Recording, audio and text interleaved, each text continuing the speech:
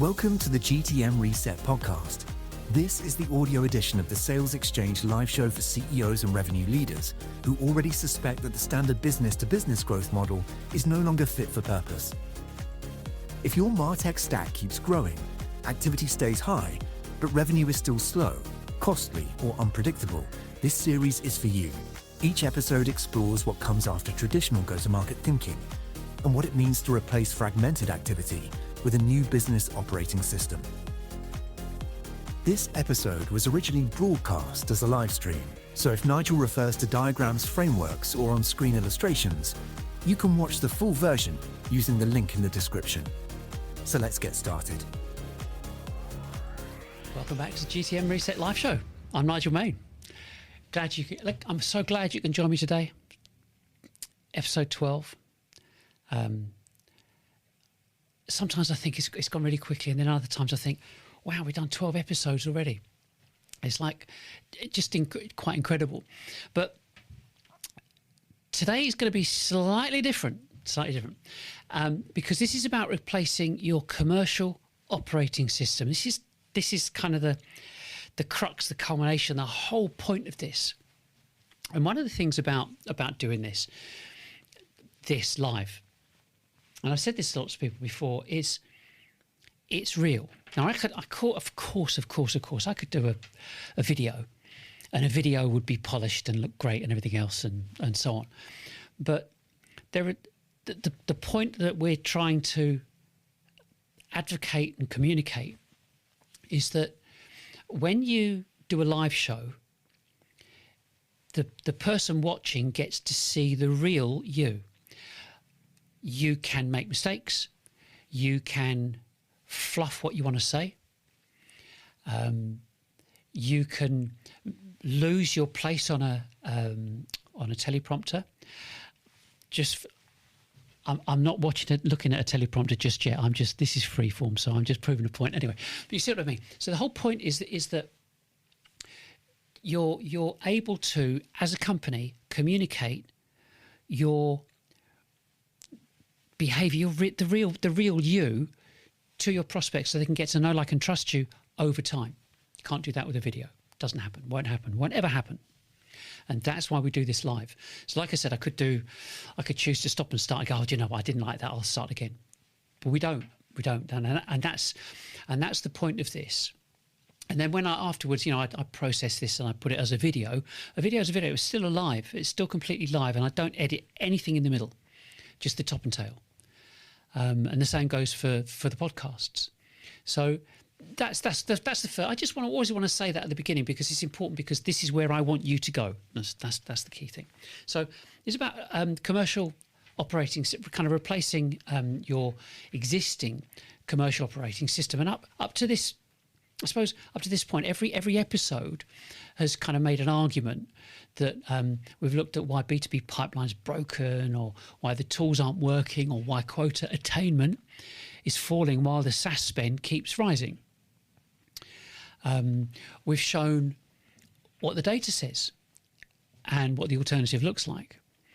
And what I want to do today is I want to show you and talk about what we've actually built, not the concept, not the strategy, but the actual infrastructure.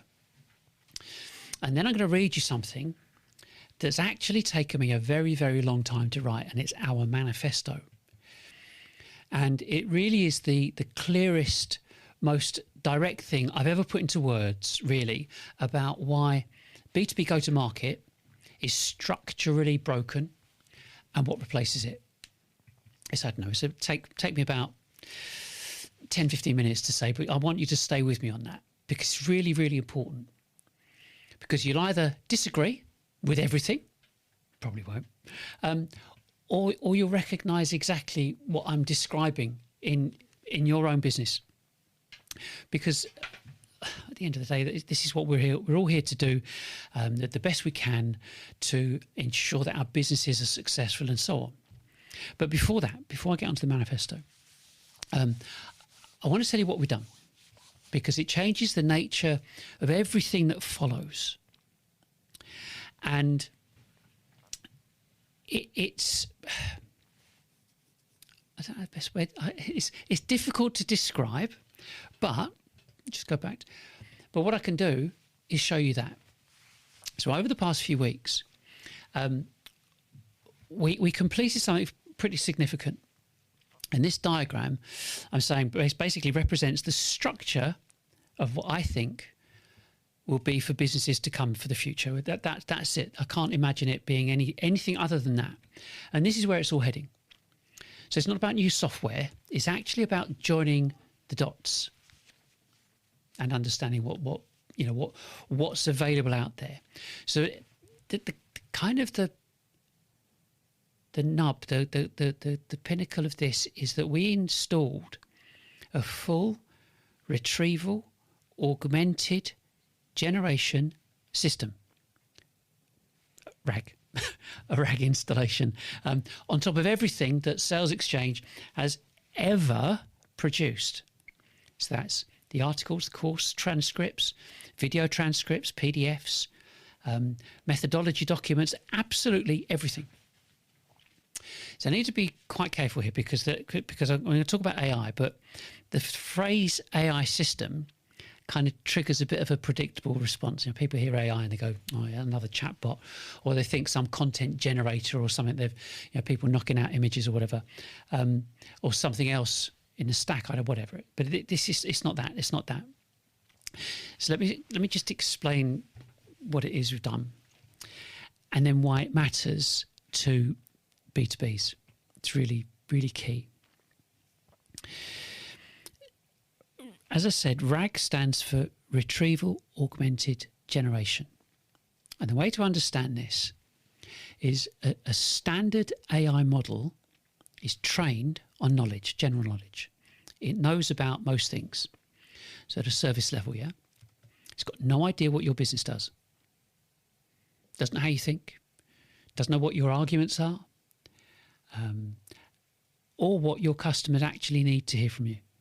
Nothing. And a RAG system changes that. So you take your own content, your articles, transcripts, documents, your IP, and you structure that so that when the AI is asked a question, it retrieves the relevant material from your knowledge base first, and then generates a response grounded in what you've written. So it's not making things up. It's drawing on your established thinking and your accumulated expertise. So the difference between a generic AI and a RAG-enabled AI is the difference between, I don't know, like a temp who started this morning and a colleague who's read every single document your company has ever produced. It's not a metaphor. It's a functional description of what we've now got running right now. So you could say, well, if you think about it as how a traditional librarian works, yeah. So you ask a question, they go to the shelves, find a relevant book, they open them, read them, locate the relevant passages, and then bring the information back to you. And that process takes time because the knowledge is stored in a form that requires sequential retrieval. One book, one page, one passage at a time. So now, if you imagine that all of those books are all open, I mean every page laid out on a table, and instead of reading to find the relevant section, every paragraph has got a digital fingerprint, like a numerical signature that represents its meaning. Very clever stuff. So when a question comes in, the system doesn't have to read anything. It just matches the fingerprint of the question, the fingerprint against the question that it's been asked. And we've got, on our system, we've got 4,590 chunks of content. And it finds the closest match in milliseconds and hands it to the AI that's asking the question. And some of it's kind of a bit over my head, but this is what vector embedding is all about. And we use Google, which is Vertex AI Vector Search. And that's what it does. And that's why retrieval is now instant and not sequential. So you go, okay, well, that's great. So at the end of the day, the AI is not guessing from general training. It's reading from our or your document. So your articles, or rather our articles, our course, videos, documents, and it generates these responses grounded in what I've written over the past a lot of years. And in terms of what I've written over the past lot of years, I'm going to tell you what we've loaded into the system. So the total content corpus, or the complete body of work, I can give you some accurate figures now, is 1.67 million words across 708 documents. And that breaks down the sources from the salesXchange articles and web content, the accumulated output of years of B2B methodology and writing, our course transcripts across 170 lessons of the CPD program. I'll come to that in a bit. Video transcripts from our full SalesXchange video library. Yeah, the PDF documents covering our strategic frameworks and white papers and so, and my book. I don't know if I wrote a book a while ago. So I wrote this book. It's set out like a dummy's book. So I'll show you the book, right? So there's the book. So there's the book. So I did this, I think, 8, 9, 10 years ago, something like that, long time ago. But it's about B2B. So in this book, this book is, I keep looking over here because I can make sure that I've got the right, press the right button to make sure the view is the right view. So this book, 60,000 words. Okay, so here are the last ones I've got left. Okay, but what we now have on our system is the equivalent of 28 of these. So if this is 4, if that represents 4, imagine 28, me holding up 28 of these. And as I said, there are 60,000 words in here which are set up and structured like a dummy's book. So the point is that that's now become our instant knowledge base. And I kind of unlike where we were a few weeks ago, this isn't a partial index now. This is the work in progress. Everything. This is the entire body of work in there. Every article, every lesson, every video, transcript, every single document.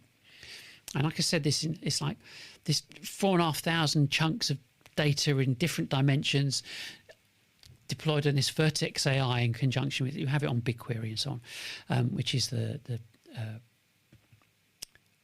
the best way. So it's a massive database that within Google, and that's what's now queryable. I mean, 20 years ago, I couldn't have imagined saying this. I mean, standing here saying, actually, I built this. I built it on Python and Google Cloud, and what I'll tell you now what that kind of now makes possible. I'll come into that in a minute, but to put this into a business context, a B2B business context, because this is what really, really, really matters. So every B2B company has a knowledge problem. So you've got people who know things. You employ people who know things. They know how to position your product, how to handle objections. They know the industry context. They know what questions your best customers ask before they even buy it. And they know what distinguishes your approach from your competitors. So you've got all these people that know stuff. Yeah, they know stuff about your company. And you like them and you employ them and you keep them because they help your company function. But that knowledge invariably lives in people's heads. Sometimes it kind of surfaces and comes, it finds its way into a sales deck, or someone writes it down in a proposal or whatever. But it's not structured, it's not searchable, it's not retrievable, and really critically, it's not scalable either. So when a person leaves, that knowledge leaves with them. So when you hire someone new, you're going to end up spending 3, 6, 9, 12 months transferring that knowledge kind of informally.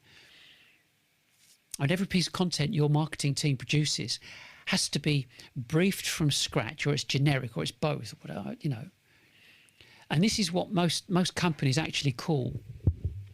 Most companies call institutional knowledge, and it's one of the most undervalued business assets any business can ever have. And so a RAG system changes the economics of that entirely. So you take you take the IP that your business has built, articles, presentations, course material, proposals, case studies, even recorded information and recorded conversations, and you structure it for AI retrieval. What you get is a knowledge base that any authorized user can query, and any AI-powered process in your business can actually draw from it. I mean, it's like mind-blowing stuff. And for the salespeople out there, let's go through this in the sales bit. Feature attribute, FAB, feature attribute benefit. What it is, what it does, what it means. So what it means is that it's a private AI that knows everything about your company, what you've ever written, what you've said, what you've taught, documented. It's not a generic chatbot. It's not a tool trained on the internet or anything. It's a knowledge system built exclusively from your own IP, and it's queryable in seconds. So that's what it is. I mean, what it does is when you ask it a question about your methodology, market, positioning, product, whatever, it retrieves the most relevant material from your entire content estate. I mean, it's just everything. And generates a response that's grounded in how you write, in what you've actually written. Doesn't make things up, doesn't hallucinate. So it draws from your articles, your courses, content, transcripts, documents. Everything now is anchored in your own thinking. It also powers every AI-assisted process for us in the salesXchange operating system. So when the system generates content, prepares a sales brief, or pulls context for a proposal or prospect conversation, it's drawing from this index. So not generic AI. So what does it mean? Well, for you, it means that your company's accumulated knowledge, the expertise built over the years, the arguments refined through thousands of client conversations, the frameworks that work, is now queryable. Your new employees, your new hires can access it on day one.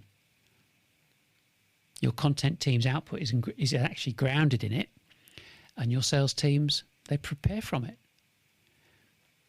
And the companies that structure their IP this way will now have the best way to put it is a compounding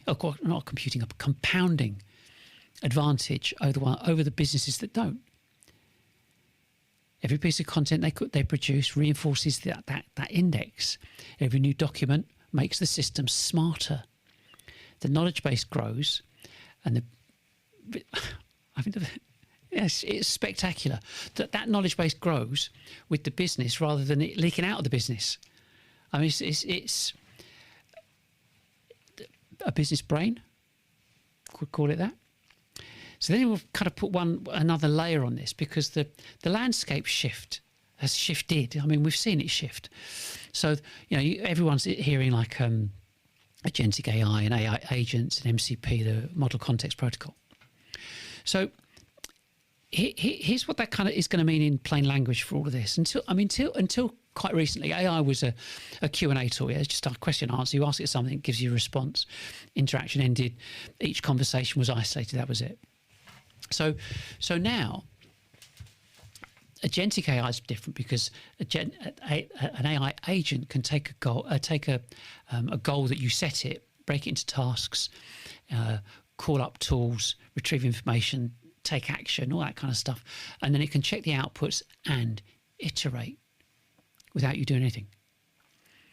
So MCP is that protocol that allows those AI systems to connect to external data.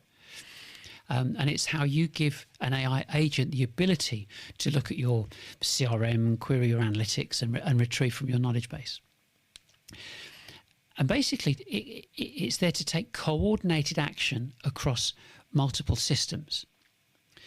So what that means for a B2B go-to-market is pretty significant, because the tasks that required a team of people, doing research, content production, prospect qualification, proposal generation, meeting prep, can now be orchestrated by agents that can draw from your structured knowledge base and act across all your connected systems. And I'm sure I'm so convincing, but a bit of kind of more validation, if you want to call it that. You've heard of YC, Y Combinator, and Andreessen Horowitz, A16Z. So they're two of the most influential voices in technology investment. And they're both saying the same thing. Agentic AI is the next major shift for businesses, not in 5 years now, right now. And Tom Blomfield at YC has documented point for point how the architecture that we've built for our salesXchange OS mirrors what he describes as the self-improving company. So A16Z are finding entire categories around this. So the institutional money is moving because the results are already showing up. You've got to think about it. So we're going to wait for this to mature at all. I mean, we've got it. We've done it. The data infrastructure we've described today, like the 1.67 million words of structured IP, total business-wide telemetry in BigQuery. And that's blended with Google Search Console and Google Analytics and the performance data. We've got email campaign analytics, LinkedIn, reach, engagement, and reaction data. I mean, that's not just a knowledge base. That's an input layer for a closed loop go-to-market system. You have to think about it. If you look at this, that says what it is. You can see it. So you've got the different component parts that we have within the OS, and it's closed loop. It's self-learning. I mean, it's what every business has ever wanted. I mean, it's bad enough trying to get employees to do things. Imagine you don't have to ask again. It's just does it. So I mean, so we're building our own content scheduling and performance platform. You know, we use other people's, and everything that we've got, everything that we've talked about is all operational, but we can see flaws in it. So, but to make it closed loop changes everything. Because it's not the done thing, is it? People have not been building around closed loop systems, and so if you're looking at the posts that are written, published, analysed, and rewritten based on what actually performs, you haven't got any kind of third-party tools, no dependency on anything, or some other platforms that hoping that their API is going to work or not work, as we've recently found out. I mean, just the whole thing. Our whole infrastructure is built on all of our own data. So, like emails, for example, get emails drafted from real market signals. So, what's resonating? What's the data saying that buyers are engaging with right now? You have to think about this. So you've got a situation.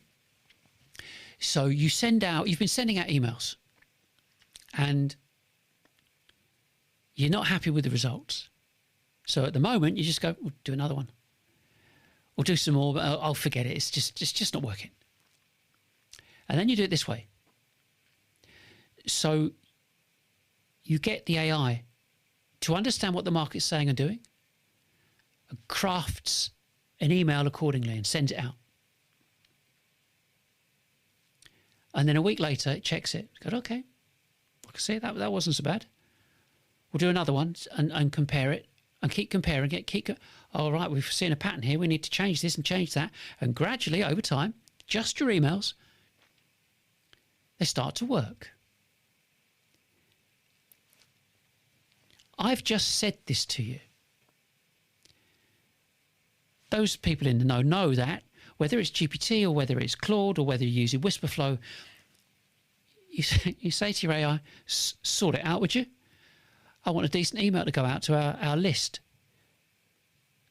And it'll come back and say, which list do you want? I've got these ones listed. I'll do it to that list there. Right you are. And it goes off and does it.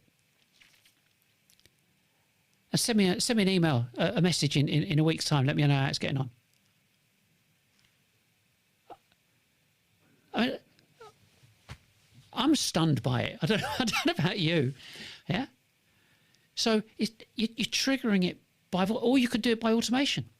Set up a routine in Claude. Go, right, I could sort this out. Do it once a week. So every output, every single thing that goes out of your company is informed on what happened before. Every decision is grounded now for us in our own data rather than someone else's benchmark. And that's exactly what happened a few weeks ago. I said, well, when's the best time to do this, this, and this? And I get these responses back from Claude and GPT going, oh, you need to do X, Y, and Z because that's what the good and the great say you should do. I said, okay, I hear what you're saying. Go and look at the BigQuery data and come back and tell me if what you've just said stands. Went off to BigQuery, checked it out, came back and went, no, absolutely not. What you've said stands because your figures and your data the percentages are far greater than any of the standard stuff that we've got access to. And bearing in mind, you can ask an AI, where are you trained up to? And some of it will say, well, up to December 2025 or January 2026. Wait a second, we're June. We're 6 months. What's happened? So that's what agentic AI makes possible when the data infrastructure is there, when everything's in place. So we're not describing some kind of product roadmap. We're saying what we've got right now on our body of work of all this data in this system. And this is precisely why the kind of the SX hub element enables for any B2B company that installs it.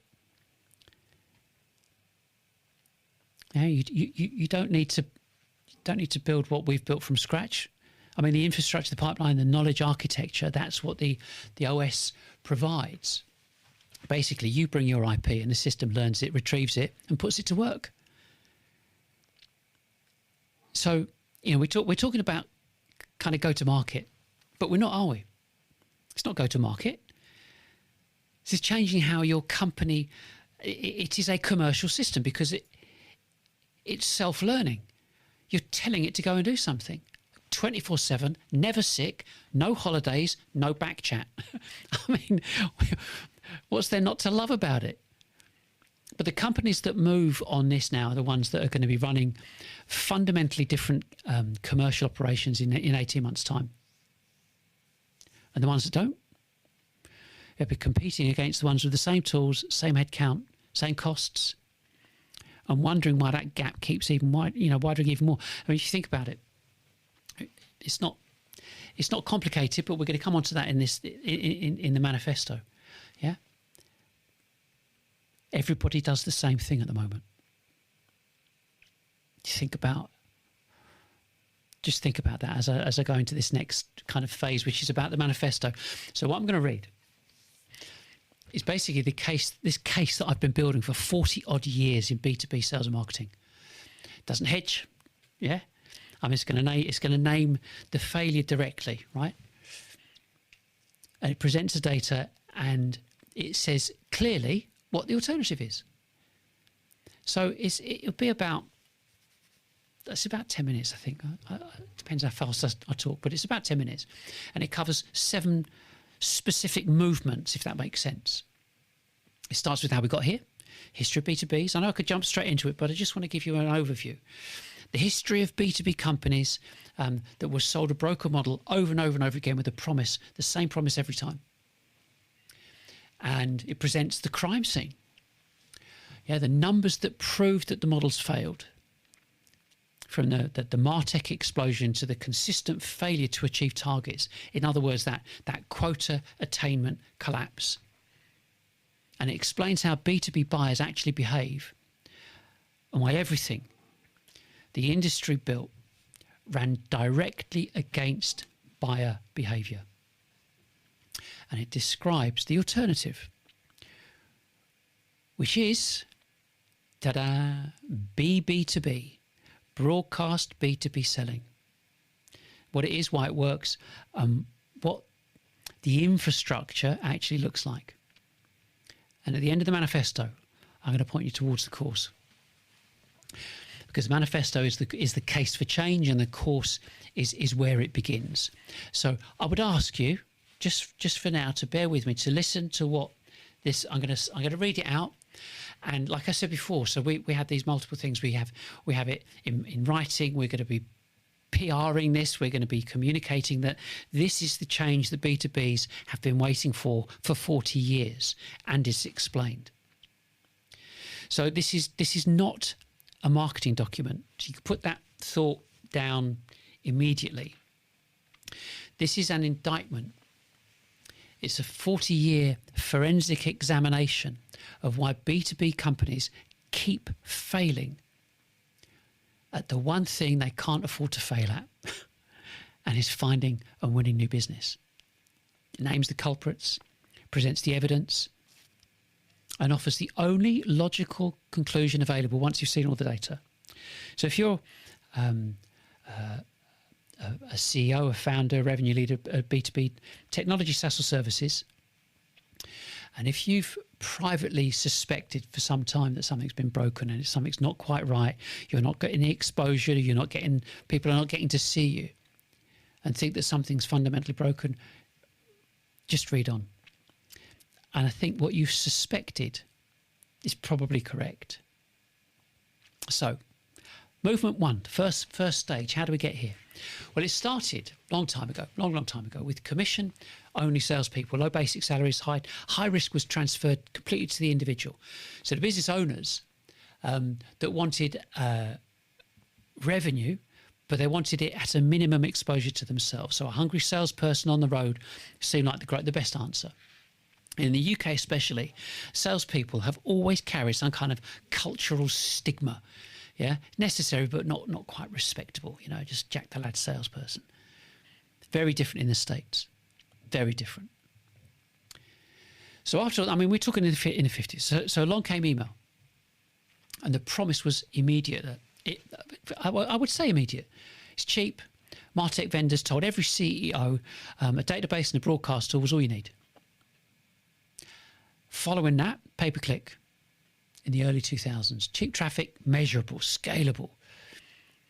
And then gated PDFs, trading content for those email addresses through marketing automation platforms, which also promised to nurture those email addresses into a pipeline.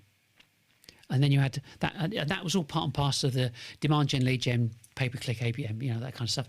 And then ABM, SDR teams like trying to industrialize that cold outreach.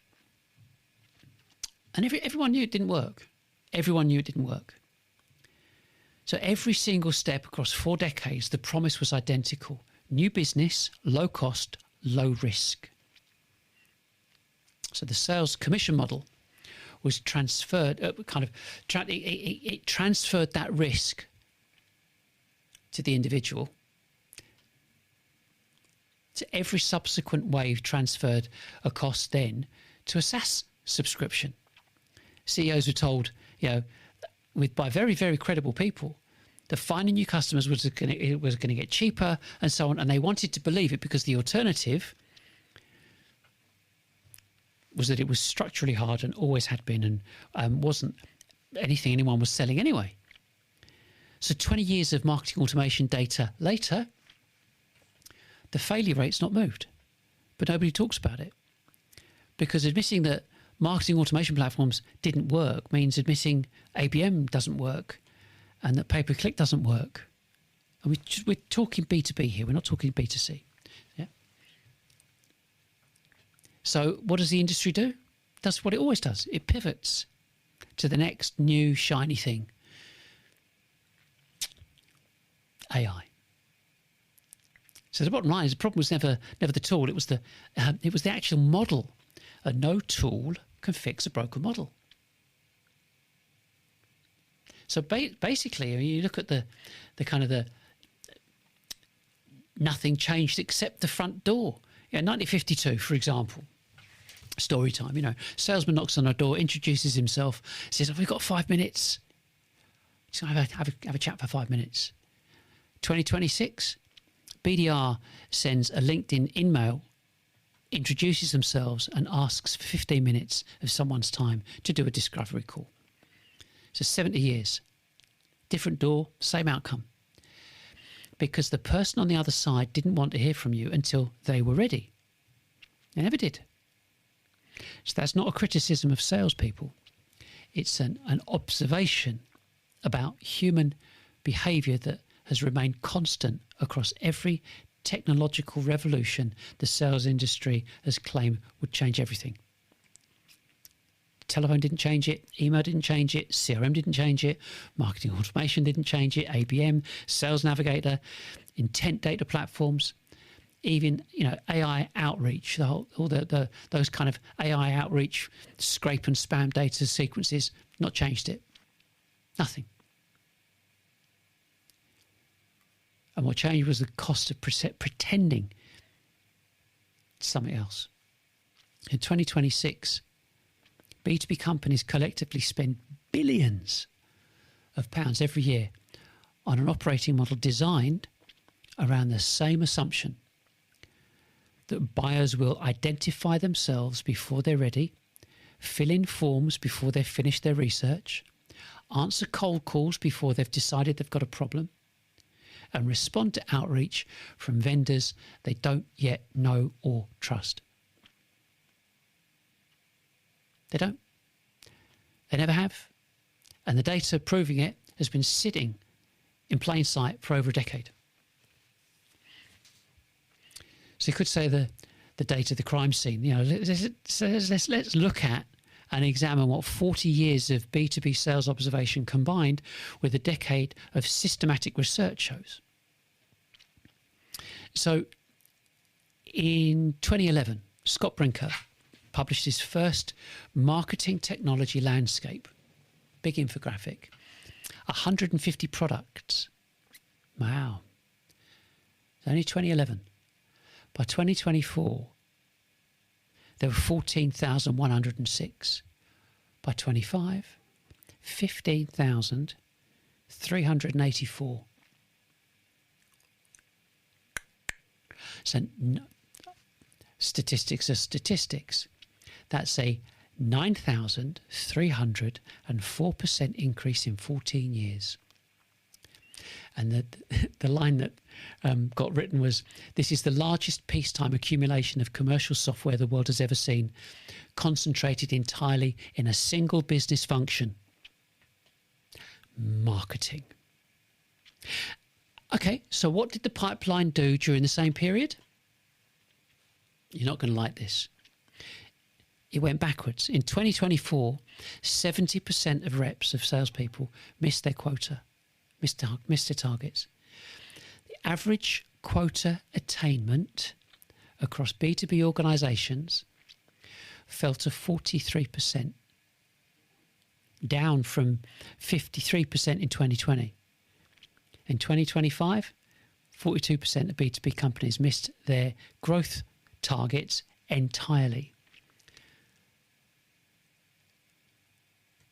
And that's up from 32% the year before. More tools, more spend, worse results. It's quite shocking. So it's not a coincidence. But it is actually a structural consequence. Get tongue-tied there. A structural consequence. And if you look at people like Vendor and so on, but the cost no one seems to audit, like Xylo in 2025, the SaaS Management Index put the average cost of SaaS at something like $4,830 per employee. So apply that to your own business. I mean, there's lots of different sizes of businesses talking to us, so we have to pick a size. So go for a 50-person B2B company. It's spending about 190 grand annually on SaaS. Before anyone's done any work, A 250-person company is getting onto for 1 million. And Zylo's data shows that 53% of those licenses go unused within 30 days of purchase. The average company's got something like 275 SaaS applications, different applications. The average marketing technology stack alone sits at about 27 tools, with the top 10% running 10% of companies with 91 different tools. The average CMO uses about 42% of MarTech capability that they've purchased. That's 42% now. That's down from 58% in 2020. They're buying more, but using less of it and achieving less with it. And this is tough. This bit's tough. The average tenure of a CMO is 18 months. And the last statistics needs a moment of stillness, really. And stillness or sadness, both, I think.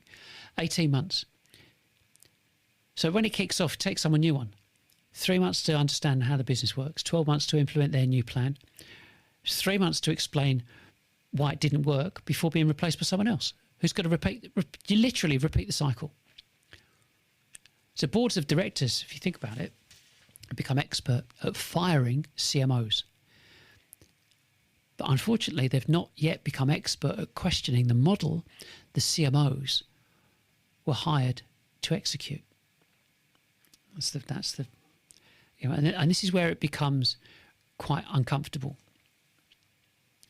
B2B business owners who want strategic guidance turn quite reasonably to the respected names. So Gartner, Forrester, Cirrus, Decisions. These organisations produce the research that shapes go-to-market investment decisions across every technology sector in the world. Those same organisations receive substantial fees from MarTech vendors who want to appear on their quadrants and in their reports. Gartner tells B2B CEOs to invest in marketing technology. Gartner's own research simultaneously confirms that 83% of B2B buyers conduct their research digitally before engaging with a salesperson. And 75% of them want to remain completely anonymous while doing so, while doing that. And you don't have to look far. How do you actually buy? And then ask your marketing team, what do they think? So you ask yourself, think about how you buy, how you speak to people, how you engage and connect with people, and then ask what they do. Demand gen, lead gen, ABM, pay-per-click, followed up by a bit of telesales. So the technology that Gartner actually recommends is just to capture those buyers before they're ready. But the buyers refuse to be captured. Gartner knows this is true. The cycle continues. Check out Brent Adamson's, I just thought of this. If you check out Brent Adamson's last article that he wrote when he worked for Gartner, and it was published on Harvard Business Review. I'm sure it was Harvard. There's actually a copy of it on our website. If you read that, it says, actually, people want to read self-serve, self-educate, remain anonymous, and calculate the ROI before they even speak to someone. He wrote it, got it published, and then left and set up his own. He'd been there 25 years, left and set up his own consultancy. Go figure. So it's not a conspiracy, but it's just a system that's optimizing for its own continuation. Why not? Caveat emptor, buyer beware. But they're not doing it for your revenue. So you look at how buyers actually behave. Somewhere along the line, the B2B industry accepted a deeply convenient fiction, and that is that buyers behave like consumers. They don't, they do not, and they never have. So when a consumer buys trainers, they respond to brand advertising and follow social trends, make an emotional, personal decision from their own discretionary income. Feedback loops fast, consequences of a bad decision are pretty small. when a CEO evaluates new technology platform or something like that for their business, the dynamic's different. They're spending the company's money, not their own. They're accountable to a board of shareholders, teams. The decision might take months or years. Consequences of a bad decision, significant. And, critically, they don't want a vendor anywhere near that evaluation process until they've formed their own opinion and their own view. Our own course material says specifically 86% of prospects self-serve so that they can remain anonymous until they're ready to buy. And they won't speak to a salesperson until they're ready. And that can take up to 5 years. And that's in line, with the you look at the pyramid where you've got mission, strategy, tactics, and planning, and so on. If mission's 10, strategy's 5, tactics are 3, and planning is your ops. So, looking at 5 years of anonymous education, 5 years of reading, comparing, evaluating, watching and listening before a conversation even starts. LinkedIn, their own research confirms that 75% of B2B buyers want to remain anonymous throughout that buying process. Like I said, Gartner says 83% complete the research before engaging with anyone. Forrester showed years ago that less than 1% of prospects who entered a so-called marketing funnel ever became a revenue-paying customer. And now marketers, they don't call it the funnel. Well, they do. They call it the dark funnel because no one knows what they're doing. Because marketers don't know what people are saying or doing. They go, because we're not involved in their Slack conversations and this, that, and the other. No, mate, you're not involved in any conversation because they don't want you to know. But these are not fringe findings. This is the consensus of the largest research organisations in the world, repeatedly across a decade of studies. And they directly contradict every assumption which demand gen, lead gen, ABM, and outbound prospecting has ever been built on. Buyers do not give out personal email addresses to vendors they don't yet know. They don't fill in gated forms, content forms. They don't welcome email cold calls. When was the last time you got a cold call? Oh, I'm so glad you called. They don't want and don't appreciate reverse IP lookups, kind of identifying them as a trigger in some kind of BDR sequence. Oh, look, we know their IP addresses. Steam into Sales Navigator, or rather their whether it's Cognism or Candy or Lead Forensics. Let's see who that IP address belongs to. Great. Okay, now we've found the company. Great. Who would be the people that would kind of look at this stuff? Right, we've found him. Right, now let's go and phone him up. Hello. You're still on our website. Can we sell to you? You put the phone down. Well, mind you, you wouldn't even answer it because your gatekeeper would stop it. And even when you are forced to do something because you really want to find some information out, and you get a phone call 2 minutes later, and someone who's watching this knows exactly what I'm talking about. But that's the point. That's what happened. Make an inquiry, send us some information. Oh, you were on our website. It's like, so what? Businesses want to learn in their own time, their own pace, without pressure. They want to feel informed enough to calculate their own ROI before a conversation begins. And they will buy when they're ready from the company that they have come to get to know, like, and trust, and understand them over the months or years of that private evaluation. And marketing automation hides your content from those buyers from Google. Gated forms prevent self-education. And cold calling, pet hate, interrupts a process that's not even started, if it even will. So the entire model runs directly against the grain of how B2B buyers have always behaved. It's not fiction. If you're not a CEO, go and ask him, her. If you're not a buyer, go and ask the buyers in your company how they do things. This is not rocket science.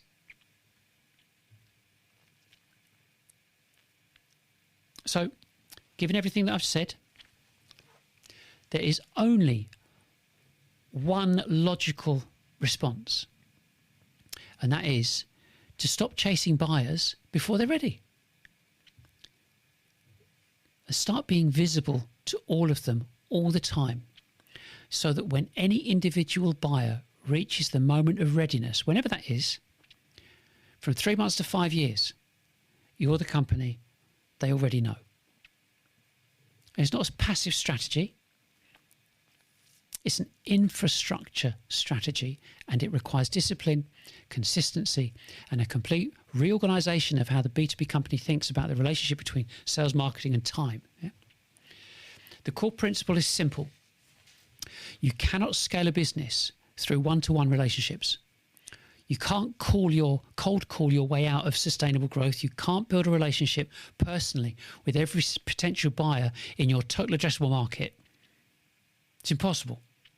But you can broadcast to all of them simultaneously every week with the content that educates, builds trust, and positions your company as the authority in your space. This is a live show moment. I've got an itchy nose. This, my friends, is Broadcast B2B Selling. B2B. So it's not broadcast in that kind of passive sense of spray and pray that's been abused by all those marketers of pay-per-click campaigns, but broadcast in the kind of the original powerful sense that you can occupy a channel, you produce a regular program, you build an audience that chooses to return to you because of what your offer genuinely is, and it's useful. And you let that audience self-select when they're ready to become customers. And the weekly live show is kind of the spine of the model, like this. It's not because live streaming's a trend, but because it's the only mechanism that allows a B2B company to simultaneously reach potential buyer, every potential buyer in its market, deliver genuine educational value, maintain complete anonymity for the viewer,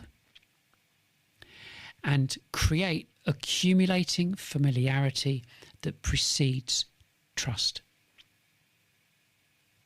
A viewer that's watched your show for 6 months knows who you are, understands what you do, has evaluated whether you can help them, and has done all of this without you spending a penny trying to find them. And when they're ready, they'll raise their hand because that relationship has already existed. You kind of have to think about this. I mean, this isn't theory. salesXchange, yeah? What we've been doing, we've been running this model live for 3 months. 3 months, okay? So, according to Claude, it's 34,388 LinkedIn impressions. We're talking B2B here. We're not talking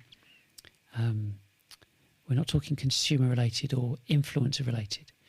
We've got our emails, 19,000 emails to a verified database. An average of 48% open rate. You think, oh, okay, fair enough. Double the B2B industry benchmark.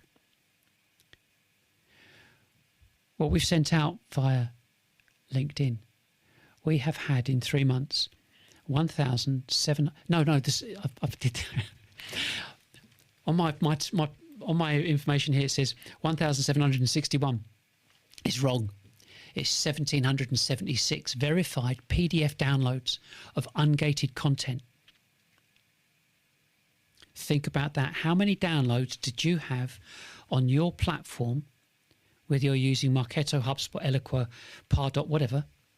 How many downloads have you had in the past 3 months for your sales-related product? Or whatever product you sell.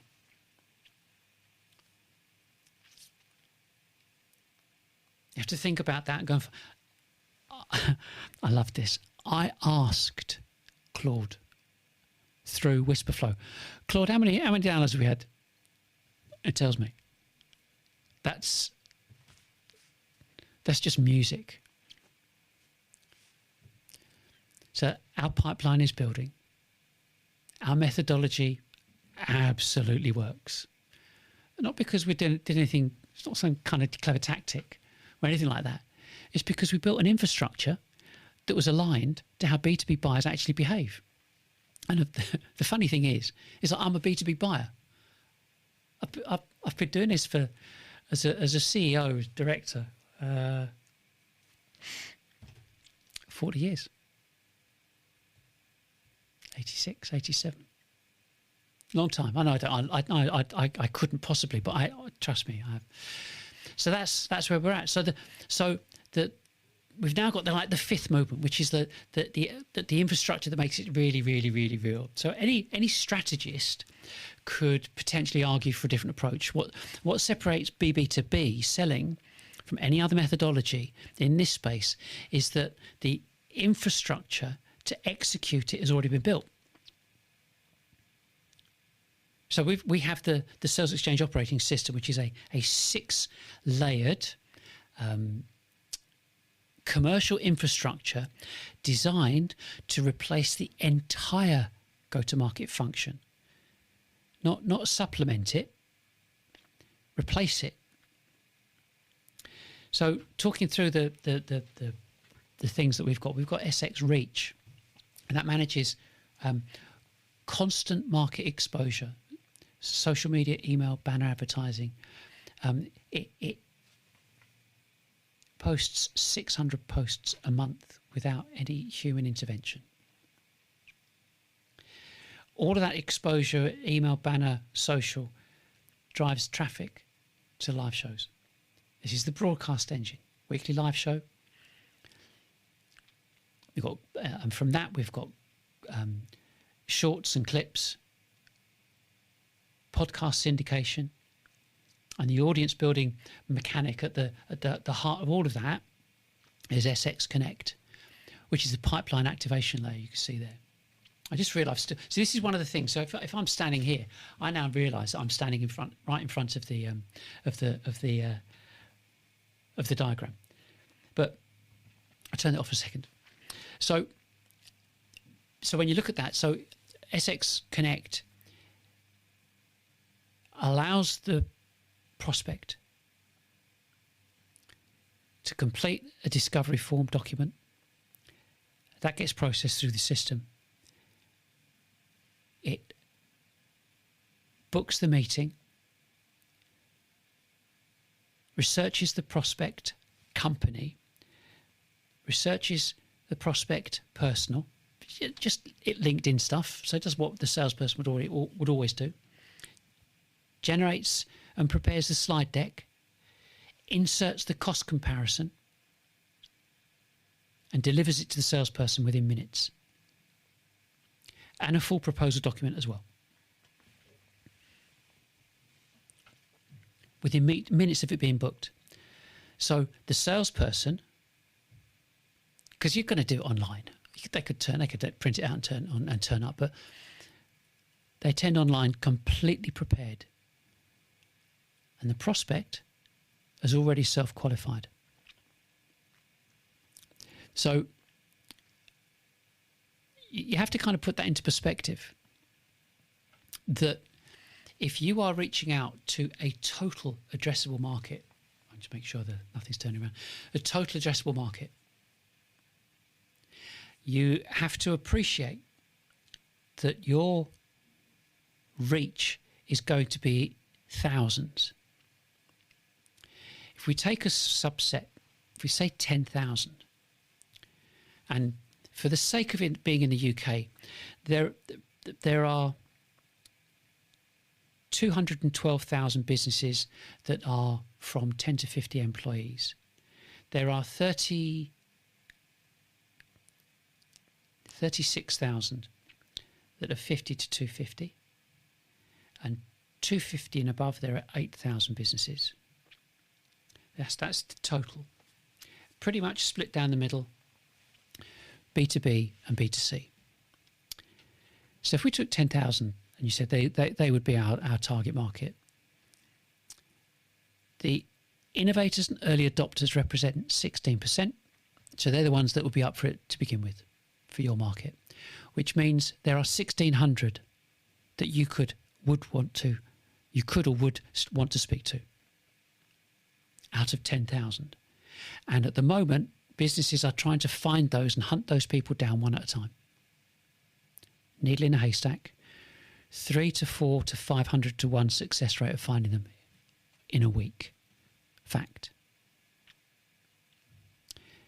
This methodology, forget that. Broadcast to 10,000, invite 10,000 to come and watch it. Nailed. It's done. So after the SX Connect part, so you got SX. So we're looking at the top. So we come back here. How do I do this? So we've got reach, live. We've done the live show. Now we're down at the bottom. We're down at the bottom with Connect.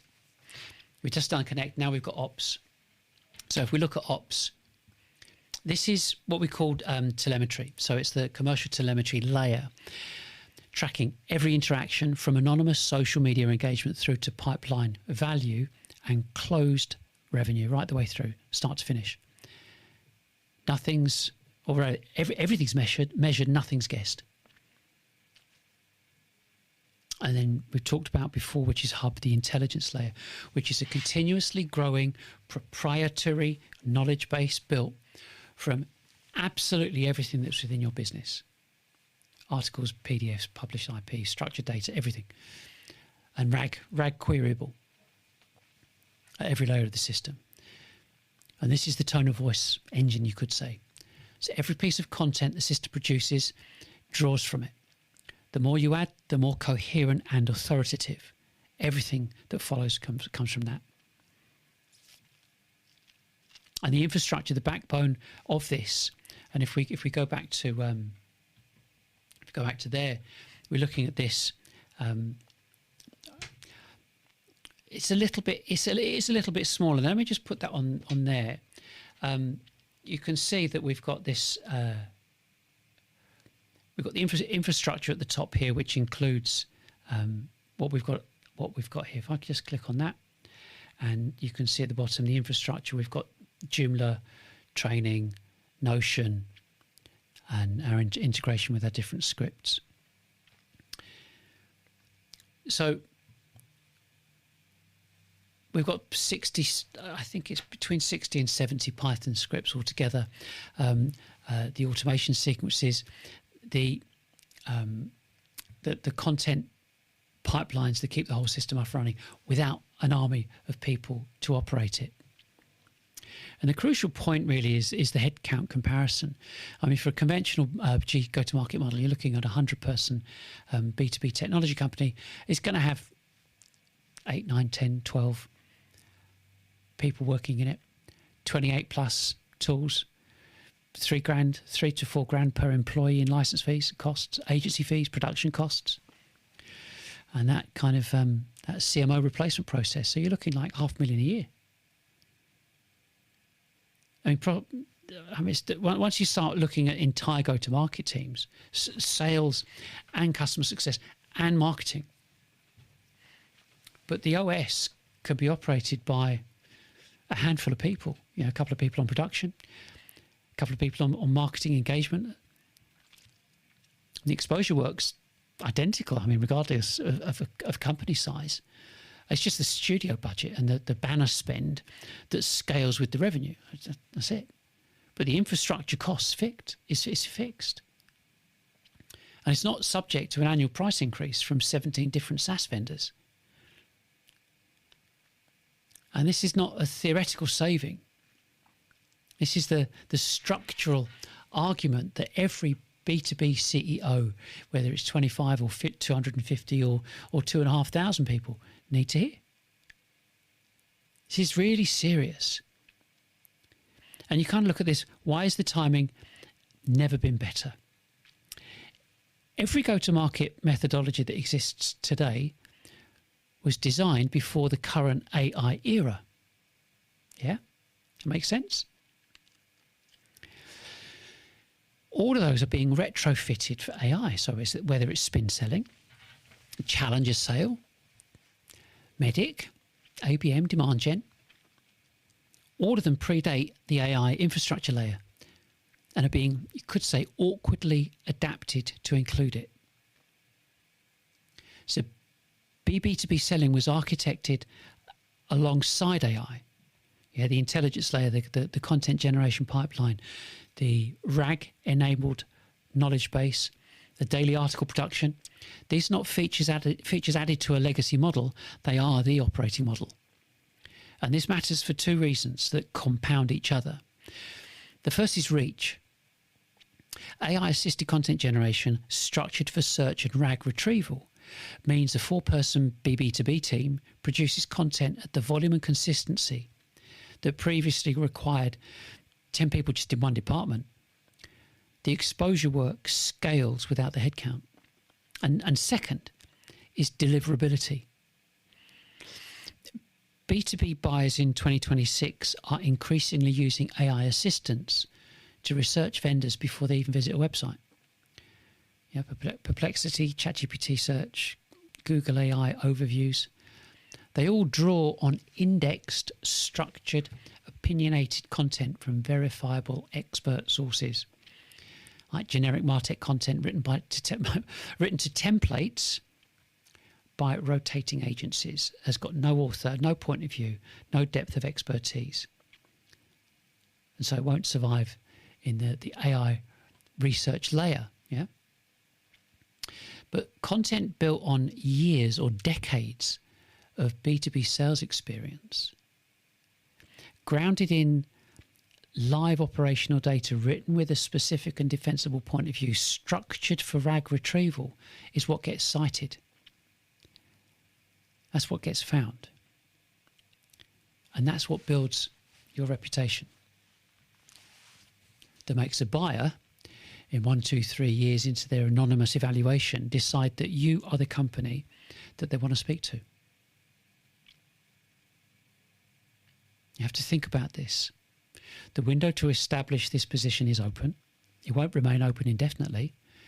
The B2B companies that claim the authoritative voice in their category through consistent expert AI native content in the next, 12 to 18 months will hold that position for a decade. There's your Rogers technology curve. The companies that continue retrofitting their broken MarTech stacks will watch their discoverability erode even further. So really, you've got two choices.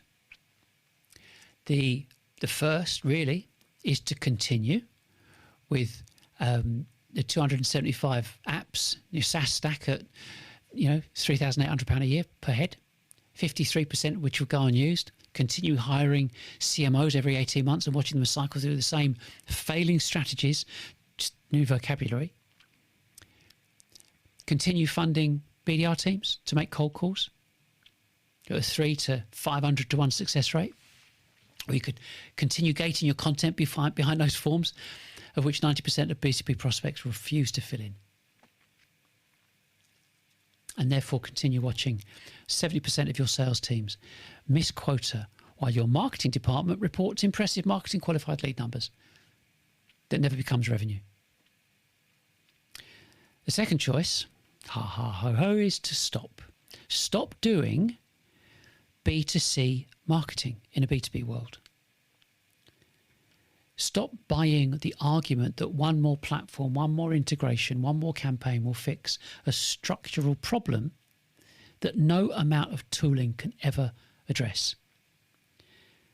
And relearn how B2B buyers actually behave. Understand the model.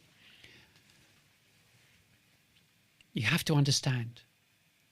I can't say this strong enough. You have to understand the model that you were sold was designed for someone else's buyer, not yours.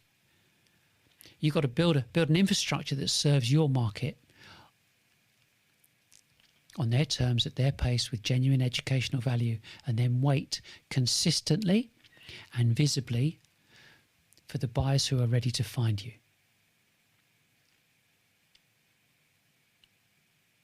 That process begins with the SalesXchange course. not because you need a course to understand that cold calling doesn't work. You already know that. It begins with the course because the 20 modules that make up the B2B Selling retraining program, they don't teach about tactics. They dismantle the assumptions one by one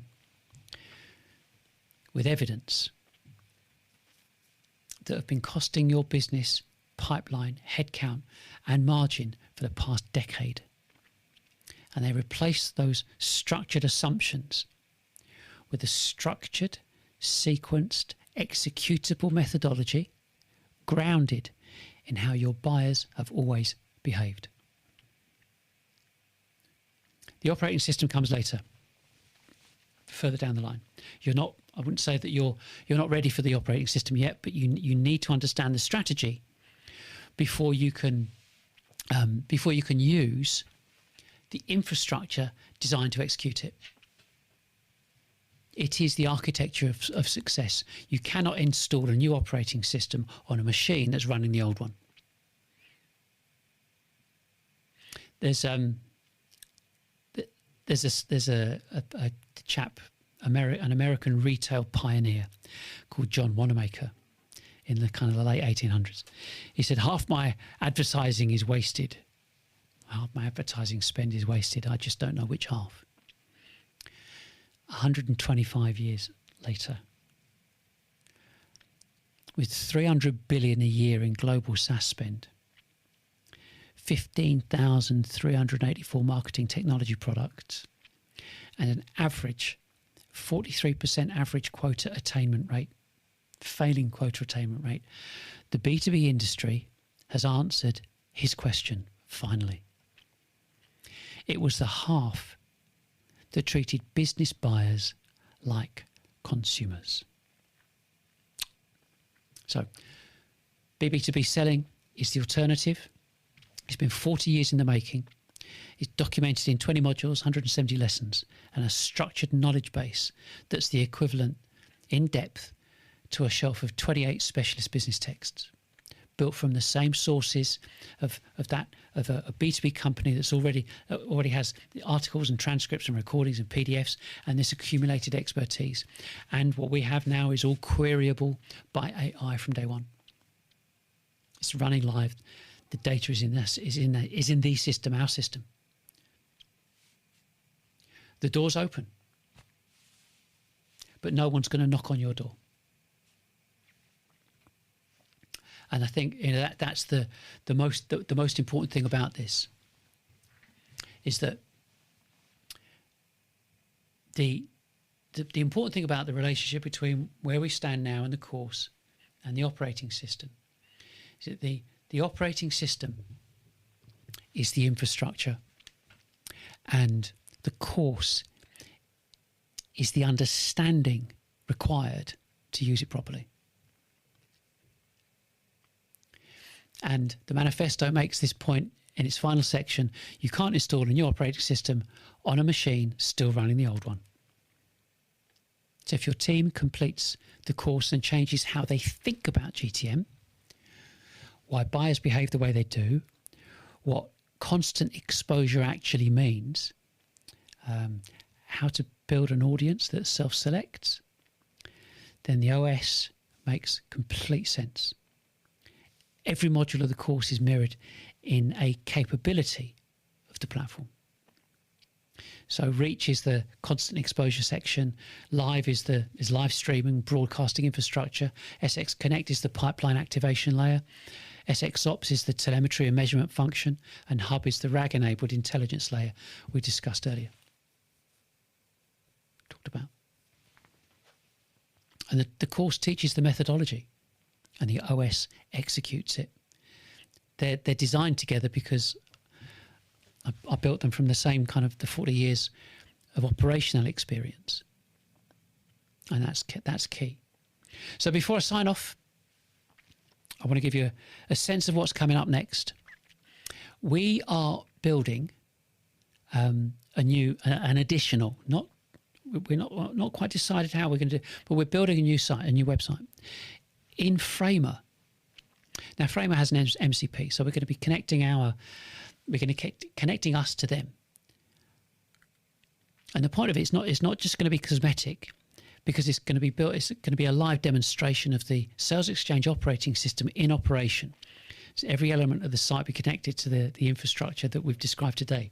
So when it launches, you'll be able to see exactly what a B2B company looks like when it's running its own system, rather than a collection of disconnected tools.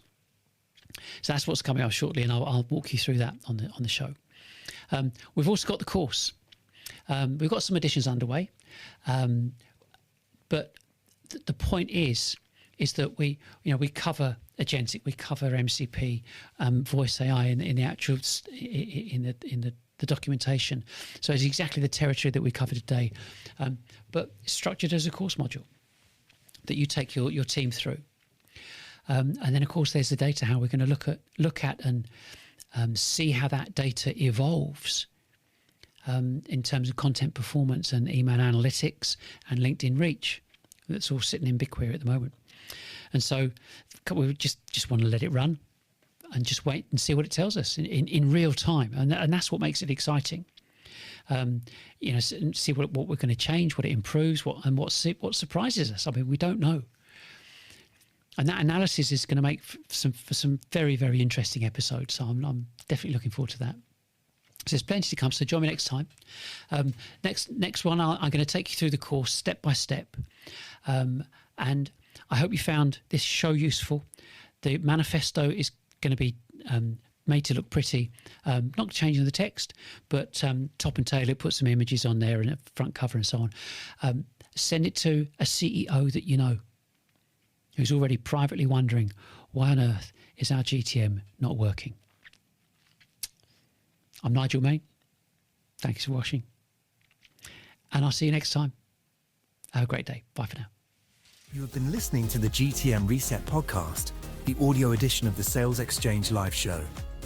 If this episode reflects what you are seeing in your own business, the next step is to explore the model properly.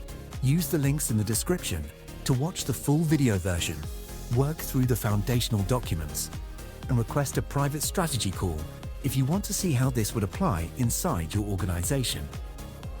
Thanks for listening.